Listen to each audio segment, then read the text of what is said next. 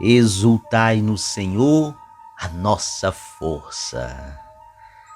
Cantai salmos, tocai tamborim, a harpa e lira suaves tocai. Na lua nova soai a trombeta, na lua cheia, na festa solene. Porque isso é costume em Jacó, um preceito do Deus de Israel, uma lei que foi dada a José quando o povo saiu do Egito. Eis que ouço uma voz que não conheço. Aliviei as tuas costas de seu fardo. Cestos pesados eu tirei de tuas mãos. Na angústia a mim clamaste e te salvei. Em teu meio não existe um Deus estranho, nem adores a um Deus desconhecido, porque eu sou teu Deus e teu Senhor, que da terra do Egito te arranquei. Exultai no Senhor, a nossa força. O domingo, o nosso dia de descanso, é então uma oportunidade para nos reunir em família, para participar da Santa Missa, para colocar nas mãos de Cristo a nossa vida, pedindo a sua bênção para as nossas realizações. Uma semana sem missa é uma semana sem graça. Um ser humano sem o sabate, sem o dia de descanso, não passa de um escravo. E Deus nos fez, nos resgatou, nos salvou em seu Filho Jesus Cristo para vivermos a liberdade dos filhos de Deus. São João Paulo II nos convidava a redescobrir o domingo como um tempo especial para Deus. Não tenhais medo de dar vosso tempo a Cristo. Sim, abramos nosso tempo a Cristo para que Ele possa iluminá-lo e dirigi-lo. É Ele quem conhece o segredo do tempo e o segredo da eternidade e nos entrega seu dia como um dom sempre novo de seu amor. Na primeira leitura, por meio de Moisés, o Senhor deu uma ordem ao povo judeu para santificar o dia de sábado. Guardar o sábado, então, se tornou para o judaísmo uma instituição que perdura até os dias de hoje. É um período destinado ao repouso espiritual e serve para recordar que a necessidade de ganhar a vida não nos deve tornar cegos ante a necessidade de viver.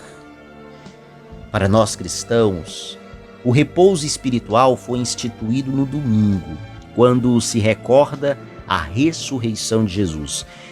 É o dia do Senhor, portanto, um dia especial da semana. O descanso do domingo é um dom de Deus para que possamos nos relacionar com Ele e celebrar com Ele o acontecimento que nos introduziu numa vida nova, a sua ressurreição. São João Paulo II, ele nos convidava, por meio de sua carta apostólica Dies Domini, dia de domingo, a redescobrir o domingo como um tempo especial para Deus. Ele escrevia: não tenhas medo de dar vosso tempo a Cristo. Sim, abramos nosso tempo a Cristo para que Ele possa iluminá-lo e dirigi-lo. É Ele quem conhece o segredo do tempo e o segredo da eternidade e nos entrega seu dia como um dom sempre novo de seu amor. São João Paulo II.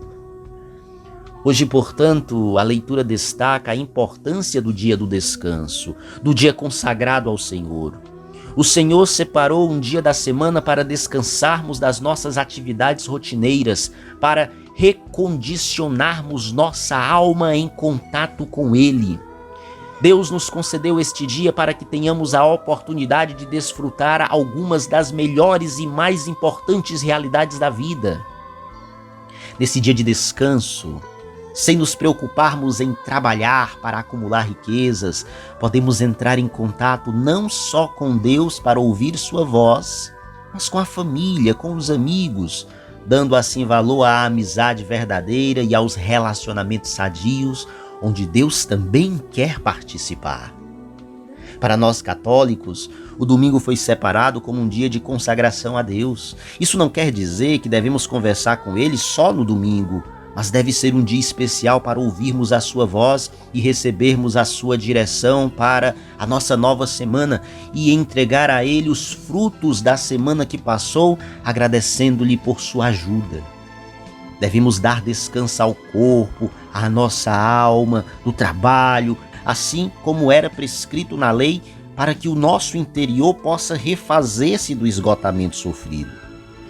E esse descanso deve nos afastar da convivência com tudo aquilo que não agrada ao Senhor, para estarmos no altar, em intimidade com seu Espírito, recebendo o seu consolo, sua direção, a sua força. Sábado é a tradução da palavra sabat, que quer dizer descanso. Isso não quer dizer que necessariamente o dia de descanso deve ser o dia de sábado. Deus quer que tenhamos um dia de descanso e, melhor ainda, é que esse dia seja o mesmo para toda a igreja, para toda a comunidade. Para os adventistas, é o sábado. Para os católicos e a maioria dos evangélicos, é o domingo. Para os muçulmanos, é a sexta-feira. Isso porque a palavra sabat tem um significado mais profundo do que simplesmente a denominação de uma data ou um descanso físico. A palavra sabat envolve entrega total a Deus e completa confiança em sua obra por nós como Criador e Redentor. E isso não está condicionado ao tempo. Os adoradores que experimentam essa dimensão espiritual do dia do descanso, seja no sábado, no domingo, na sexta-feira, desfrutam de uma realidade com Deus e alcançam vitória sobre as suas falhas de caráter, indiferentemente de qual dia seja. Além disso, por viverem numa atmosfera de paz e felicidade, desfrutam de relacionamentos agradáveis uns com os outros. O descanso também faz parte do verdadeiro culto a Deus, do verdadeiro relacionamento espiritual com nosso Senhor. O domingo, o nosso dia de descanso, é então uma oportunidade para nos reunir em família, para participar da Santa Missa, para colocar nas mãos de Cristo a nossa vida pedindo a sua bênção para as nossas realizações. Uma semana sem missa é uma semana sem graça. Um ser humano sem o sabat, sem o dia de descanso, não passa de um escravo. E Deus nos fez, nos resgatou, nos salvou em seu Filho Jesus Cristo para vivermos a liberdade dos filhos de Deus. Nós somos afligidos e tentados, mas a angústia não nos abate. A debilidade daquele que crê não é sintoma de fracasso, e sim lugar da manifestação de Deus, pois o Evangelho só pode ser anunciado com credibilidade a partir da cruz. Paulo nos afirma que a confiança do cristão vem da presença de Cristo em nós, da certeza da proteção de Deus, da manifestação do poder de Deus. O tesouro que a passagem alude é o conhecimento, a experiência de Jesus ressuscitado. Este é o incomparável dom que levamos em vasos de barro, expressão que pode fazer referência à debilidade da pessoa humana, e Paulo se vê assim, ou talvez ao próprio corpo do homem saído do barro segundo a tradição do Gênesis. A pregação da fé se faz a partir da própria limitação do homem. Essa limitação faz o cristão recorrer sempre ao Senhor para pedir ajuda. Paulo sabe muito bem que sem a graça de Deus ele cairia no fracasso total. Nós somos como vasos de barro. Deus sabe da fragilidade da nossa carne, sabe dos nossos pecados. O vaso de barro é uma estrutura frágil que somos nós. Há um tesouro dentro de cada um de nós, vasos de barro. seu maravilhoso Espírito Santo e a mensagem do Evangelho de Cristo. E mesmo em meio a muitas lutas e dificuldades da vida, devemos resistir às pressões, devemos não desanimar, não perder o controle. E como faremos isso? Descansando nossa alma e o nosso entendimento no precioso nome de Jesus. Sofrimentos fazem parte da vida e do ministério cristão. Isso nos prepara. Nossa vida é como um vaso de barro que precisa ser quebrado. Sofrimento é algo ordinário na vida do cristão. Por isso pedimos a Deus que nos dê a graça e a expectativa da ressurreição dos mortos. Somos afligidos, mas não vencidos, porque o poder de Deus que está dentro de nós é muito maior. Porque somos dele, porque temos o seu Espírito Santo em nós. A paz é um elemento do Senhor, ao passo que a angústia é um elemento demoníaco. Nós somos afligidos e tentados, mas a angústia não nos abate. A debilidade daquele que crê não é sintoma de fracasso, e sim lugar da manifestação de Deus. Na debilidade de Jesus como ser humano se manifestava a glória do Pai. A igreja, cada cristão, anuncia o Evangelho não a partir do poder, e sim da distância do poder, pois o Evangelho só pode ser anunciado com credibilidade a partir da cruz. O preceito do descanso não tem outra finalidade senão conceder ao homem um tempo em meio aos negócios da semana para que ele possa se consagrar à adoração, à oração e, sobretudo, à comunhão com Deus. A santa presença de Jesus por si só dá pleno cumprimento à razão de ser do sábado. Os discípulos cumprem com mais perfeição do que os fariseus, pois se mantêm em constante sintonia e diálogo com o Mestre. No Evangelho, vemos os discípulos de Jesus romperem o descanso sabático devido à fome. Começam eles a arrancar umas espigas do campo de trigo por onde passavam, e como fosse dia de sábado, acabaram por chamar a atenção dos fariseus que, entorpecidos no seu ócio legalista, repreenderam o Senhor dizendo: olha, por que eles fazem em dia de sábado o que não é permitido? Cristo então se apresenta como Filho do Homem, que é também Senhor do sábado. Como sabemos, o preceito do descanso ele não tem outra finalidade senão conceder ao homem um tempo em meio aos negócios da semana para que ele possa se consagrar à adoração, à oração e, sobretudo, à comunhão com Deus. Ora, Cristo, o Verbo feito carne, já está com seus discípulos. A sua santa presença por si só dá pleno cumprimento à razão de ser do sábado. Os discípulos, por esse motivo, cumprem a lei do sábado com mais perfeição do que os fariseus. Estando, pois, sempre ao lado do Senhor, os 12 não apenas evitam uma ociosidade, como, além do mais, mantêm-se em constante sintonia e diálogo com o Mestre. Com efeito, a observância do preceito sabático e, portanto, a prática da oração se transforma num tempo de colheita espiritual.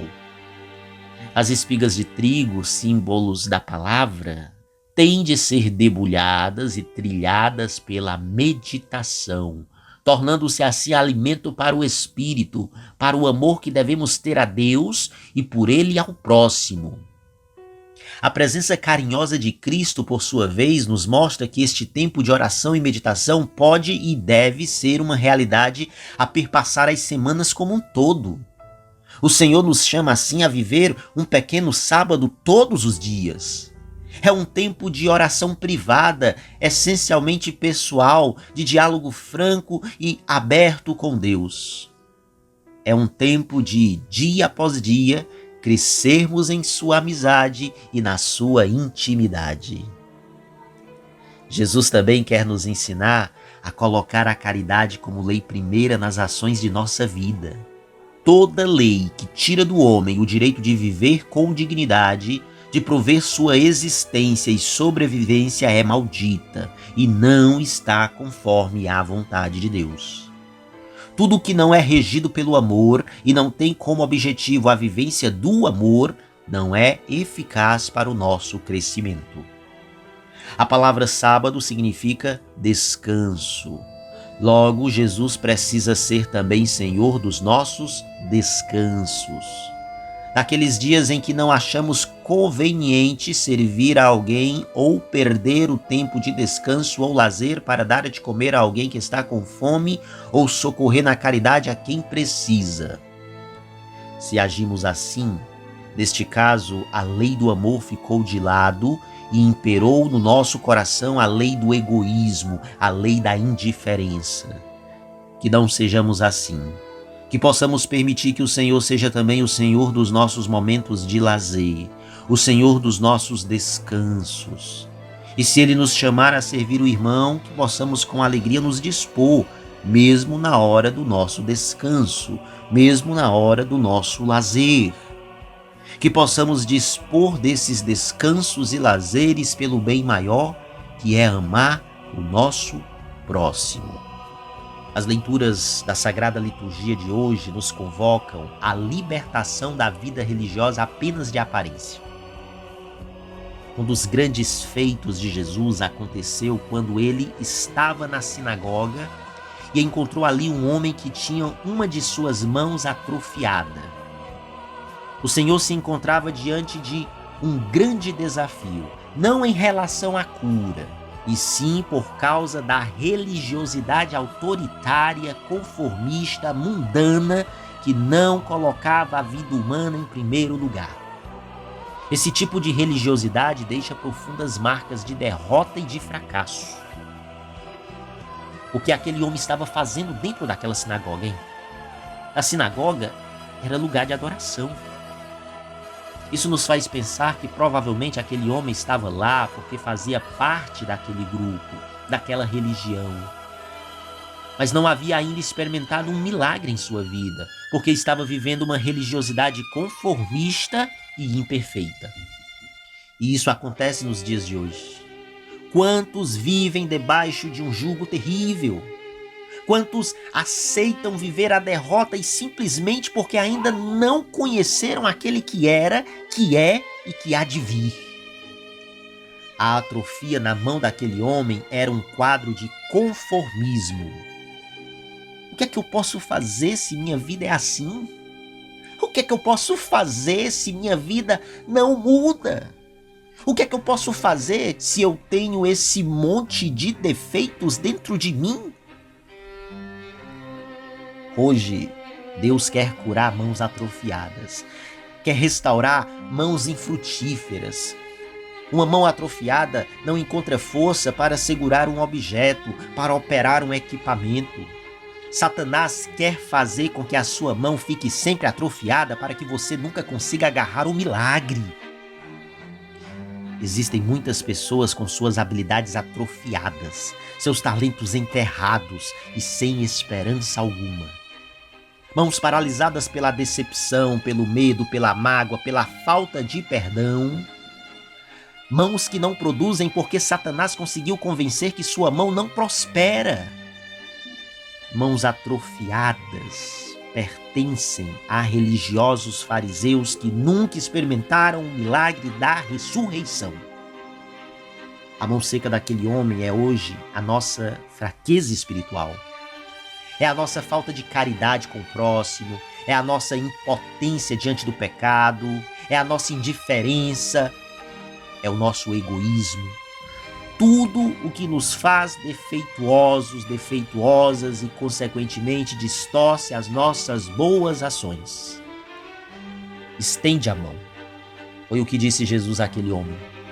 É também o que ele nos diz hoje. Apresenta o teu defeito, revela a tua dificuldade, abre tua boca, confessa o teu pecado e eu te curarei, eu te libertarei.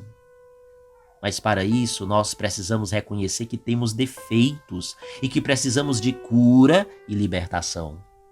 Às vezes nos refugiamos sob uma capa e não reconhecemos as nossas deficiências. Por isso, não conseguimos cura e continuamos como o homem da mão seca, perdidos no meio da multidão e nos escondendo numa religiosidade apenas de aparências. Preocupados com o que poderão dizer de nós se souberem das nossas limitações.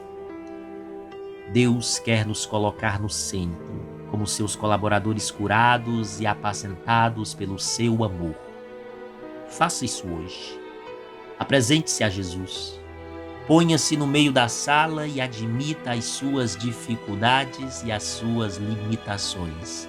E permita que o Senhor cure a sua vida. Cure os seus defeitos, as suas paralisias, as suas decepções, as suas mágoas, os seus medos. E cure de toda falta de perdão.